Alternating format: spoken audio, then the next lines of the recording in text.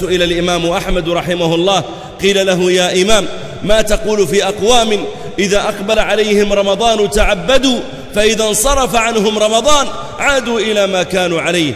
قال: أعوذ بالله، هؤلاء عباد رمضان وليسوا عبادا لرب رمضان، بمعنى أن التعظيم عندهم هو لرمضان، الخوف والإجلال هو فقط لرمضان، فإذا خرج رمضان عادوا إلى ما كانوا عليه. هؤلاء عباد رمضان وليسوا عبادا لرب رمضان.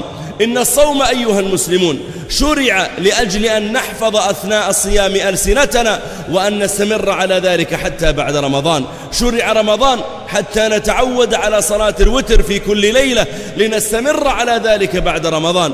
شرع رمضان لنجالس القرآن ونتلو من آيات ربنا حتى نستمر على ذلك حتى بعد رمضان.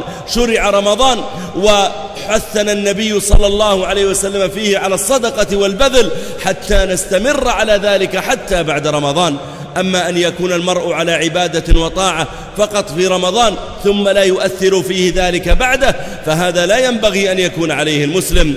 لما ذكر الله جل وعلا العبادة قال سبحانه وتعالى لنبينا صلى الله عليه وسلم: فإذا فرغت فانصب وإلى ربك فارغب، بمعنى إذا فرغت من عبادة فادخل في عبادة أخرى، وإلى ربك ارغب في طلب الرحمة والمغفرة والتجاوز والقبول والبر والإحسان، وإلى ربك فارغب.